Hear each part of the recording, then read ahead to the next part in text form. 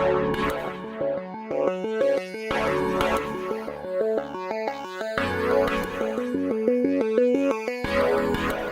evening, everybody. Mark was just talking about Challenger and referring to Giel in the Netherlands. So that's about the only similarity with Empresaria, because I'm from the Netherlands as well. I came to Empresaria 5 years ago as a chief executive in the middle of the downturn. And we've seen some exciting positive years in the past years of Empresaria. The background of the business is Empresaria is founded in 1994. 2004 it was listed on AIM, and as of 2004 it started cross-bordering its business outside the UK into predominantly the emerging markets.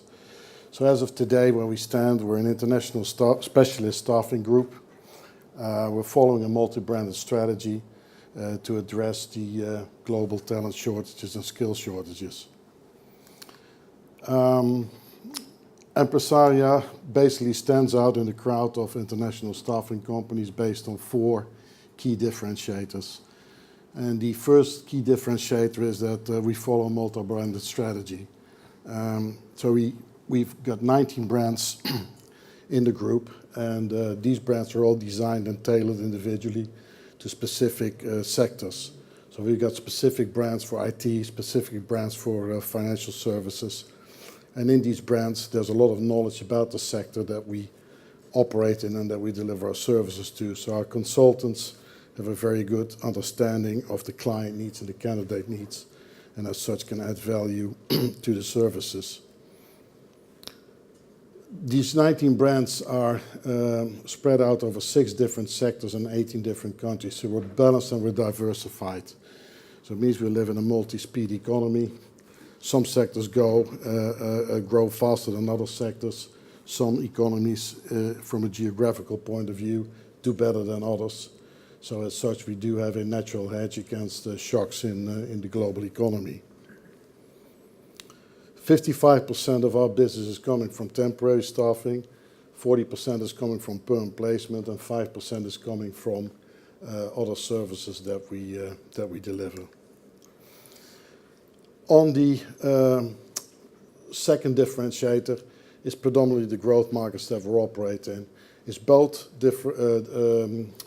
diversification in terms of sectors, as well as diversification in terms of geographies. So in terms of geographies, it's a mix of mature markets and immature markets, and that's mature in terms of mature staffing markets and immature in terms of immature staffing markets. UK, Germany, UK, Germany, Japan, and the US are basically the largest staffing markets in the world. US is the biggest one, Japan is following second, UK is third, and fourth is Germany. Germany is quite interesting. 1/3 of our revenue is coming from the European continent, which is predominantly coming from Germany, and that's a very strong growing temporary staffing market. It's only started off around 15 years ago, and yet has been able to grow 4th largest in the world. So we've got a good presence over there, and our business has done extremely well last year. The sectors that we operate in is basically 6 sectors as defined: professional services, IT, technical and industrial, retail, executive search, and healthcare. Healthcare and IT are very strong growing sectors globally and have done very well last year for Empresaria, and it's very likely that these sectors will continue to grow very strong in the next 5 to 10 years. Actually, IT is almost being indicated as non-limited growth according to Staffing Industry Analysts, which is a large research company in the United States that does research on forecast of sectors. The third differentiator is an operational mix.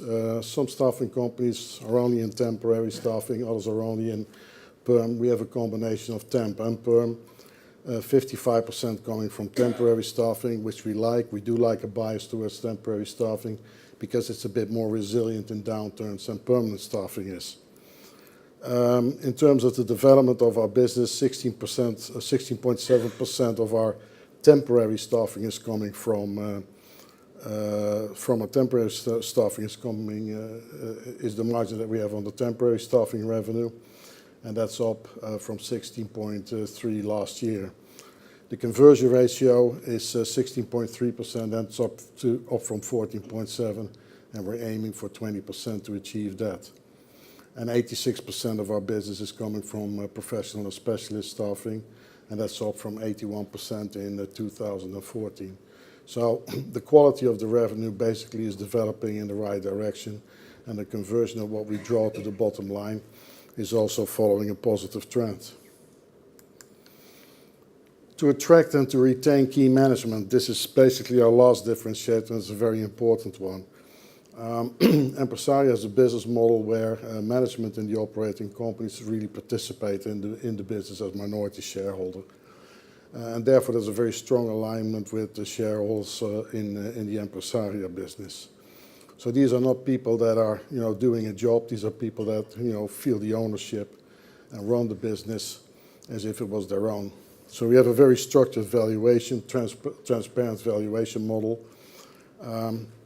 Typically when we get into a business we buy 51% shareholding, and the 49% shareholding remains with the vendor shareholders. There's a lock-up period of 5 years in which these minority shares can't be offered to Empresaria, and after 5 years the share transfer window opens, and there's an opportunity for minority shareholders to offer the shares to Empresaria. These are not put and call options. We have no legal obligation to buy the shares, so we can basically assess the position of the business. If there's good succession planning in the business, if the business is developing positively, then we're very much open to buy in shares. If it's not the case, then we're not willing to buy the shares, and we'll need to make sure that a few things happen before we do. So currently, out of the 19 different brands, 44 managers currently hold equity. So there's a very strong commitment from 44 senior people over these brands in terms of growing the business, and as such have the upside in terms of incentives when the profits and the size of the business moves up further on. Group at a glance, just give you an overview on the different sectors and the brands that are positioned in these sectors. Our strategy is to develop leading brands in each sector. That doesn't mean that ultimately it will end up in 6 sectors, 6 brands. There can be exceptions where small brands that are very much niche within the niche are having a very good and strong position and growth potential in the sector that they're operating in. So in terms of a strategy, our strategy is to develop leading brands with sector expertise, very much focused on professional and specialist roles in sectors with long-term growth prospects. We like to maintain a diversification in terms of regions, geographies, and also in sectors, to have this balance in our portfolio. And if we talk about countries, we basically talk about key economic centers. So if we look in Southeast Asia, we're in the main cities in Southeast Asia where basically all of our business takes place. So it doesn't mean that you need to cover all sorts of smaller places or cities throughout these countries. The strategy on how we do this through a buy and build strategy.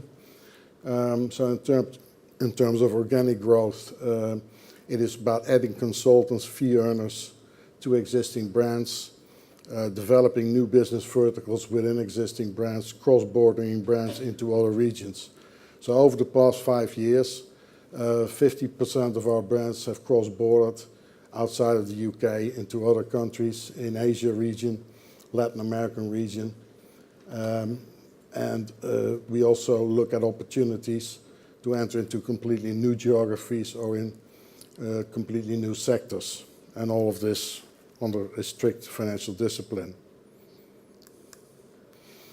I've got 2 case studies. One case study is on the build.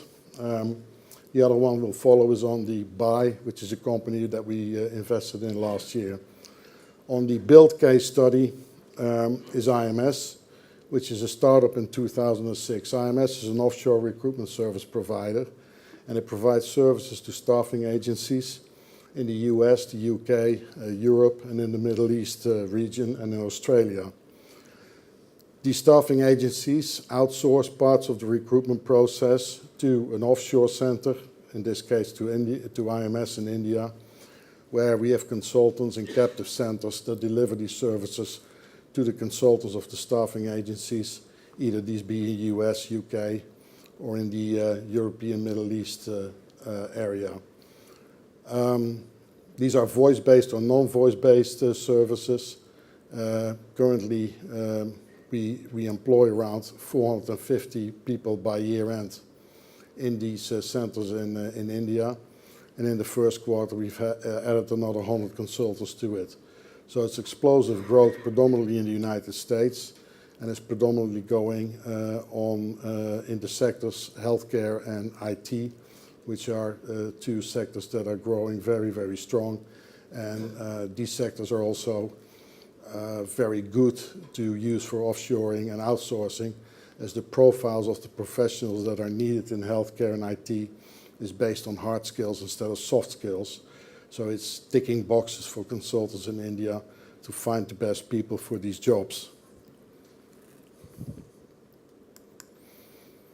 The buy case study is Pharmaceutical Strategies. It's a company that we bought in 2015 in the fourth quarter. It ticks a lot of boxes for us. It is in the healthcare sector, which I said is a very strong growing sector. And in the US, it's even stronger on the back of the Affordable Care Act and Obamacare. The healthcare sector has been growing explosive in the United States, and the staffing sector is growing twice the compound average growth rate of the staffing industry in the US, which is one of the strongest growing staffing markets in the world anyway. So it's very, very strong, very attractive.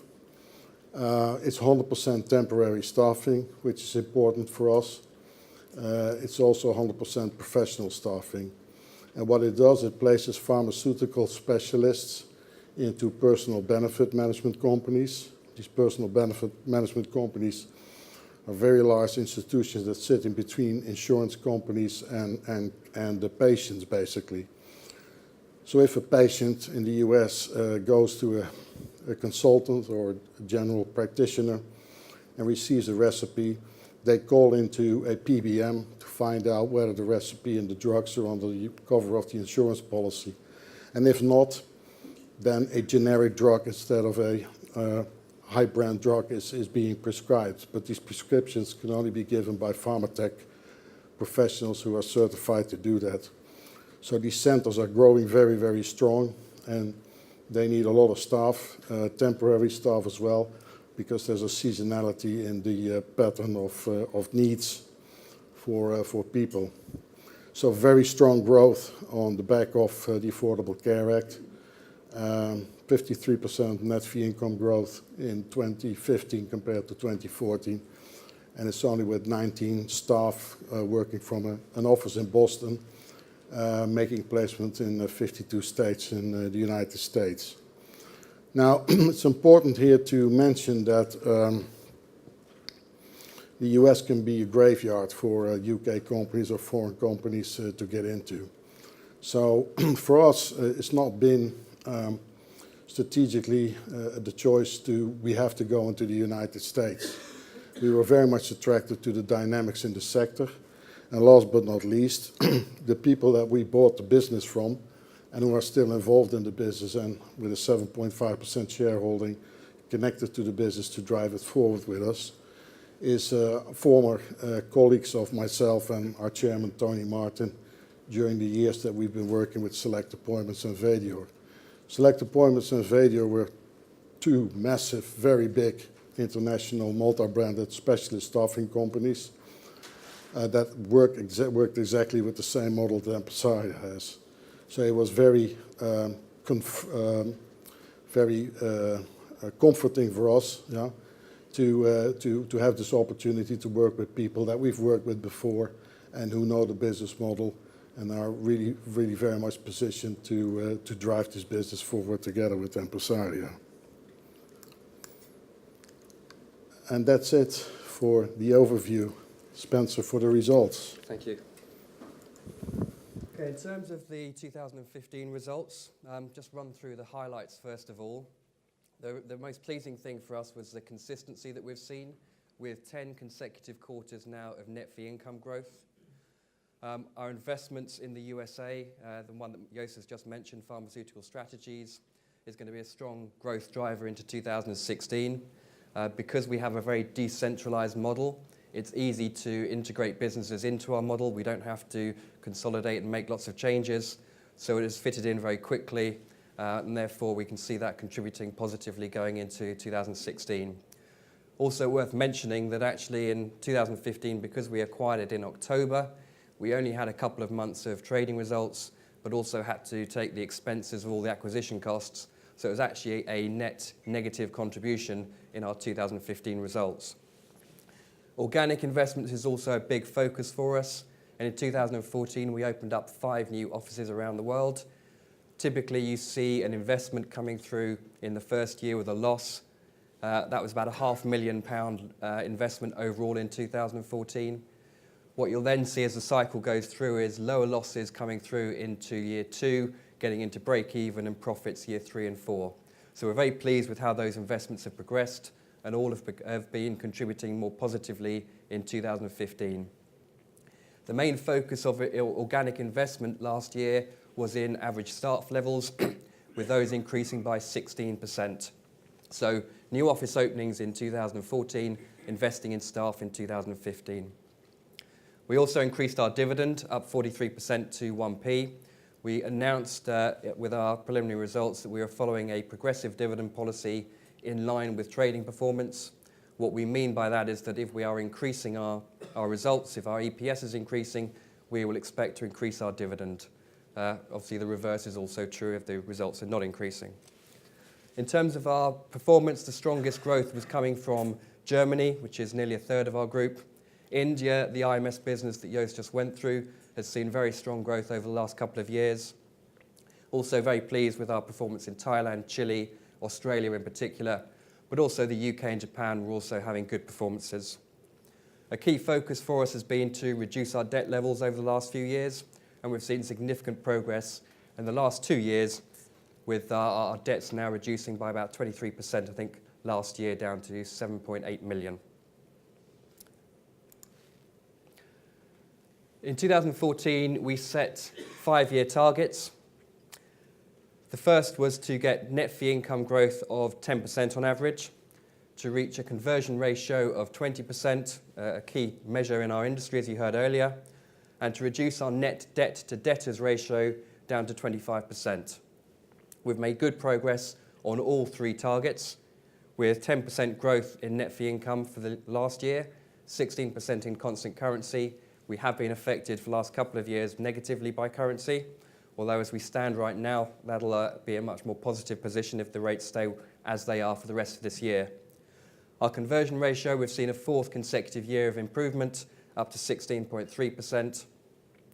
And we see that growing further and improving to the 20% by a mixture of controlling our costs, managing those costs carefully, but also operational gearing.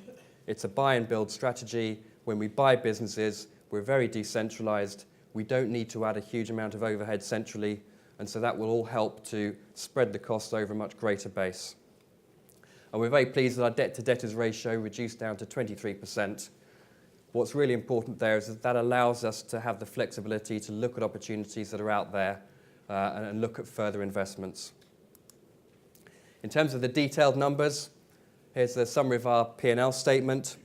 What's important to stress is, revenue for us has been fairly flat over the last few years, and that hides an interesting story that our permanent revenue has actually been growing very strongly, up 28% year on year.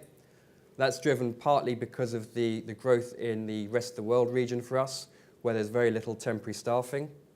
And also in the UK, a lot of the recovery in recent years has been coming through perm sales rather than temporary, just because the cuts when the economic downturn was coming in were quite heavy, and therefore businesses have had to take on staff quickly as the recovery has started to take hold.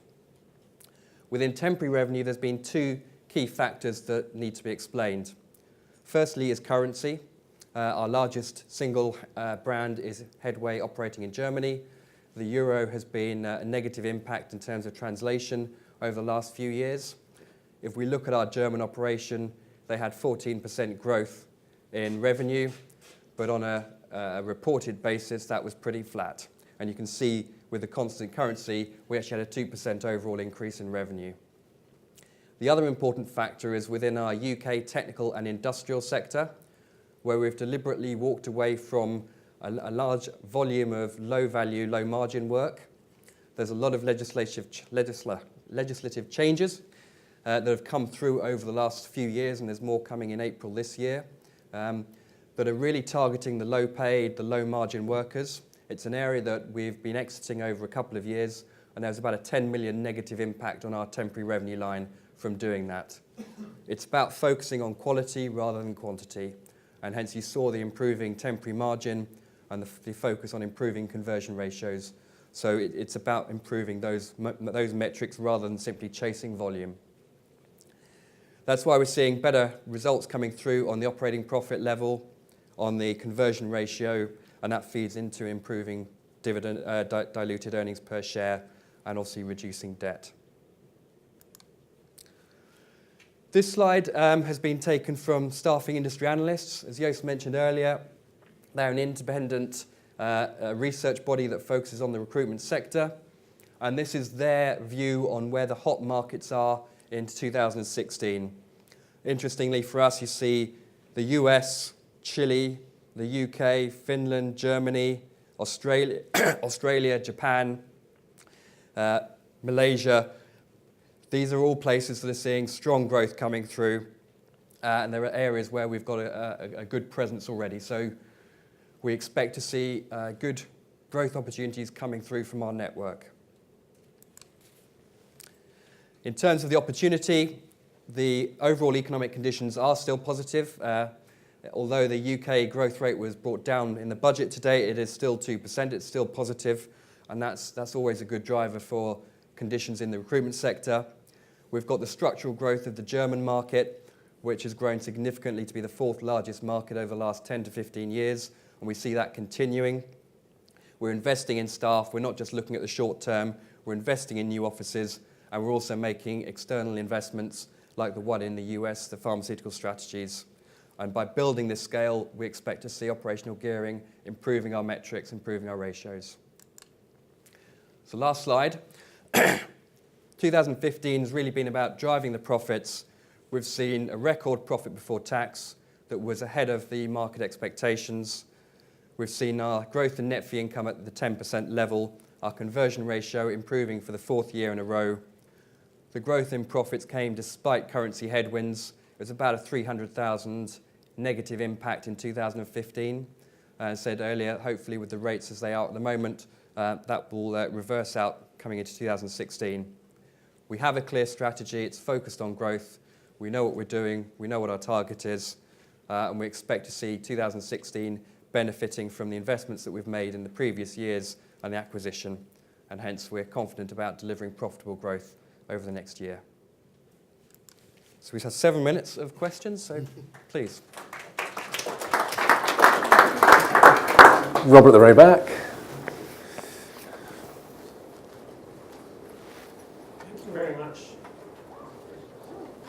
Thank you very much for detailed coverage in such a short space of time.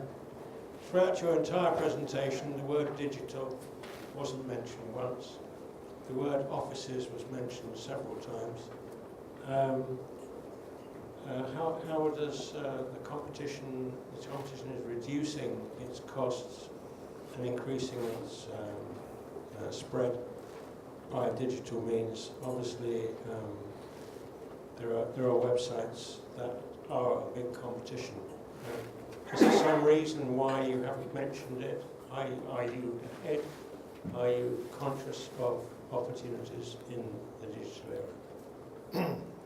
Well, first of all, the developments in the digital area, like the job boards and LinkedIn and the social media, are basically a blessing for the staffing industry. The staffing industry is by far the biggest user of all this new technology, as we are as a group as well. So it really helps us to be more efficient, and it drives forward effectivity. In terms of maybe an underlying question that client companies would not need staffing companies anymore because they can have access to the same digital technology. That won't happen. At the end of the day, it's a people business. It's a business that is done by people, through people, and for people. A lot of the steps in the process can be replaced by digital and by technology, which is what the staffing industry is doing. And therefore become more efficient and more effective in their service offerings. But at the end of the day, it's all about making the imperfect matches and not the perfect matches. And therefore, digital is a good tool, but it's not going to replace it. I think also you mentioned about the offices. If you look at the acquisition of Pharmaceutical Strategies, they're operating from one office just on the outskirts of Boston and covering the whole of the US. Our focus is on specialist and professional levels, where you can have single offices in country covering a whole region. So we don't have a large branch network, but clearly people need a place to work. Next question. Gentleman down here. Hello, thank you for the very interesting presentation. It is a question about IMS India. Recently, we've read reports and heard from the British government that a lot of expertise from countries outside of Europe is to be discouraged. They are putting some roadblocks in the way of appointment of higher level qualified people. Is it likely to affect your business to outsource from India, particularly people for UK? So are you asking about taking people into the UK from India? Yes. Okay, that's not actually the business that we're dealing with. Okay. So our outsourced business is providing recruitment services, whether that is identifying candidates, speaking to candidates, CV, production, etc., those kind of services, but doing it from an offshore base. So it's like a recruitment thing? It's a recruitment service, Sorry, and the client chooses what range of services they want to use. I misunderstood. I thought you were going to get professionals, highly qualified, for UK market. They will obviously help identify people, but their main role is Sure. the outsourced services. I misunderstood. And they look for the candidates and the workforce in the UK or in the US. So it's actually the Indian consultants from India are sourcing in the UK for UK clients. Thank you. Gentleman at the back. Is this working? You only raised just over 3 million during the placing towards the acquisition of PS. Would you have raised more if the share price had been higher? Was that the sort of minimum dilution you were prepared to accept? No, the amount was based on 10% of the equity, and it was in terms of what authority we had to be able to do it in a fairly quick way. Obviously, when you're dealing with people businesses and you're buying off individuals, it's important if you can have a fairly quick process. If it gets too prolonged, then you risk losing the opportunity. So it's that driver rather than the share price. It's quite interesting having another company earlier on in the same sector, looking at some of your financials. You have quite a safe strategy in terms of debt and acquisitions. Impellam a little bit stronger in terms and more aggressive in terms of growth of an acquisition. Will you be looking to acquire quite a few companies in the next year or two? Is that your strategy? Is buy and build. So the idea is to make at least one good size acquisition each year. And will you carry that as debt, or will that be part share, part debt? It depends on the size, it depends on the opportunity. So it may be that it'll be debt, or it may be that we'll go back to the markets. Do you see organic growth? Obviously, this last 12 months you saw a small decline in revenue. Do you expect to see an organic growth, 5%, 10%? I don't know what your brokers are forecasting. In terms of forecasting, we have to be very careful what we say. So Whatever the brokers, I know you can't quote, but the brokers are forecast. I think within the technical industrial sector in the UK, where we talked about the reduction in 2015, I think that will continue to a small extent in 16. Otherwise, I'd expect to see growth coming through elsewhere. Okay, Yes. brilliant. And time for one other question. I didn't want to hog the whole thing. Gentleman at the back again. You put out a trading statement at the end of the year saying you were going to beat expectations, and then the results came out, you beat those revised expectations, and the share price is still lower than it was when you put the trading statement out. What's holding the share price back? You tell me. Yeah, I think all we can say from that is there's clearly a very good opportunity right now.